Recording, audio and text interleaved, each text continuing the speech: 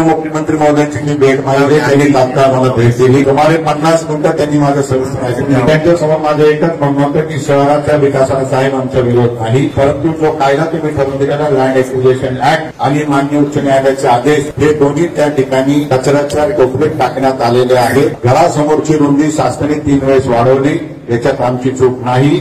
आम्ही विकासाला तयार आहोत, परंतु आम्हाला आर्थिक स्वरूपाचा मोबदला द्यावा. हे महानगरपालिका आयुक्तांनी कुठल्याही कायद्यात न बसणार. अतिक्रमणाच्या नावाखाली ही मोहीम केली. अतिक्रमण मोहीम नाही, ही गलतफहमी मोहीम आहे. माननीय मुख्यमंत्री महोदयांनी माझं ऐकून घेतलं. त्यांनी तात्काळ आमच्या निवेदनावर आदेश केला की महानगरपालिका आयुक्त तपासून कारवाई करावी आणि जो मोबदल्याचं माझं म्हणण्याचा जो पॅराग्राफ होता त्याच्यावर साहेबांनी अंडरलाईन केलं. साहेबांनी स्पष्टपणे आदेश दिले, सगळ्यांना आर्थिक मोबदला द्यावा. आम्ही कुठल्याही प्रकारे शहराच्या विकासाच्या विरोधात नाही. हे माननीय मुख्यमंत्री महोदयांना पटल्यानंतर त्यांनी तात्काळ मोबदल्याचे आदेश दिले. मी त्यांचे आभार मानतो. तो महानगरपालिका आयुक्ताला सांगतो तुम्ही दडपशाही दंगलशाही या ठिकाणी थांबवावी, माननीय मुख्यमंत्र्यांच्या आदेशाचं पालन करावं. आम्ही तुम्हाला 5 दिवसाचा वेळ देतो. 5 दिवसाच्या आत तुम्ही याद्या प्रसिद्ध कराव्या. मला तर शंका अशी की त्यांच्याकडे डेटा सुद्धा नाही. ज्या घाईघाई गडबडीत त्यांनी पाडलं, त्यामुळे त्यांनी आता यादी प्रसिद्ध करावी. कोणाकोणाचे घरं पाडले, जुना नकाशा किती मीटरचा होता, नवीन नकाशा किती मीटरचा आहे, तुम्ही किती मीटर पाडले, त्यांना मोबदला कधी देणार, क्रमांक 1चा प्रश्न. दुसरा प्रश्न मी या ठिकाणी त्यांना सांगतो, हा नकाशा अंतिम नाही. कुठल्या अधिकारामध्ये तुम्ही अंतिम नकाशा नसताना त्या ठिकाणी पाडापाडी केली, याचा खुलासा तुम्ही करावा.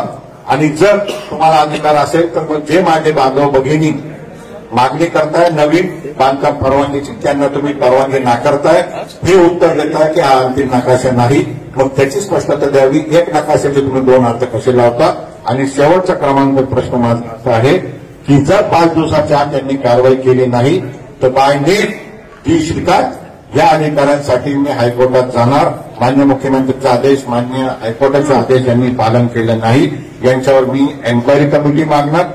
मी सेंट्रल व्हिजिलन्स कमिशनकडे जाणार, यांच्यावर चौकशी मागणार. आणि स्पष्टपणे सांगतो, आतापर्यंत तुम्ही जी पाडापाडी केली याचा हिशोब जनतेला द्या.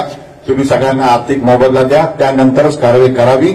माननीय पोलीस आयुक्तांना विनंती करतो की जुने 18 कोटी रुपये बंदोबस्ताचे माझ्या माहितीप्रमाणे थकलेले आहे. या बंदोबस्ताची किती मला माहीत नाही. तुम्ही जुने पैसे त्यांना मागावे. सर्व नागरिकांचे कागदपत्र तपासावे, त्यानंतरच तुम्ही पोलीस बंदोबस्त द्यावा. तोपर्यंत पोलीस बंदोबस्त देऊ नये ही कळकळीची आपल्याला विनंती. आणि शेवटचा प्रश्न, माननीय महापालिका प्रशासकाने सर्व प्रक्रिया केल्यानंतरच नवीन घरांना हात लावावा, अन्यथा आम्ही ही कारवाई कायद्याच्या भाषेत होऊन देणार नाही. गरज पडली तर आम्ही रस्त्यावर उतरू. आणि जोपर्यंत आमच्या भावांना भगिनींना मोबदला मिळत नाही तोपर्यंत आम्ही आता ही पाडापाडी शहरात होऊ देणार नाही. जन आंदोलन उभारणार निश्चित एकीकडे न्यायालयीन आंदोलन राहील, चौकशा समोर सर्व अधिकाऱ्यांना जावं लागेल. जे लोक महानगरपालिकेमध्ये या पाडापाडीसाठी होते, फार क्लर्कपासून आयुक्तपर्यंत यांना उत्तर सर्व कमिट्यांसमोर द्यावं लागेल, न्यायालयासमोर द्यावं लागेल. याचं भान त्यांनी ठेवावं. त्या काळामध्ये त्यांचा कोणाकोणाशी संपर्क झाला याचा सीडीआर डेटा देखील आम्ही काढणार आहोत. कोण कोण अधिकारी बिल्डरच्या ऑफिसवर विमानतळावरून येताना कुठं कुठं बसले याचा देखील डेटा आम्ही काढणार आहोत. आम्ही काढणार म्हणजे आम्ही चौकशीमध्ये काढायला लावू. मग हरसूदसारख्या ठिकाणी जर मागची सरकार मोबदला देत असेल तर तुम्ही का दिला नाही. मुकुरमाडीची कलठाण्यामध्ये मागच्या सरकारने मोबदला दिला तर तुम्ही का देणार नाही. त्यामुळे तुम्ही कारवाई थांबवावी, जनतेला पैसे द्यावे, जनतेला तुम्ही आर्थिक स्वरूपाचा मोबदला द्यावा, परत कारवाई करावी आणि सहकार्य करू. परत तुम्ही मोबदला देणार नाही, फुकटमध्ये कारवाई करा तर याचा आम्हाला विरोध राहील. आमची तुमची दुश्मनी नाही, परंतु तुम्ही जर जनतेला रस्त्यावर आणण्यासाठी जर ठरवलं असेल तर आम्ही देखील रस्त्यावर उतरू. 5 दिवसाच्या आतमध्ये जर महानगरपालिका आयुक्तांनी जाहीर केलं नाही की माननीय मुख्यमंत्री महोदयांचे आदेशाचं पालन करून मोबदल्याचं मी या ठिकाणी जाहीर करतो तर ज्यांची ज्यांचे घरं पाडलं या सर्वांना घेऊन मी माननीय आयुक्तांच्या घराच्या बाहेर राहायला स्वतः जाणार आणि मी त्यांना घराच्या बाहेर पडू देणार नाही. मग त्यांना जी कारवाई करावी, मला जी कायदेशीर कारवाई करते मी कायदेशीर कारवाई त्यांच्यावर करणार.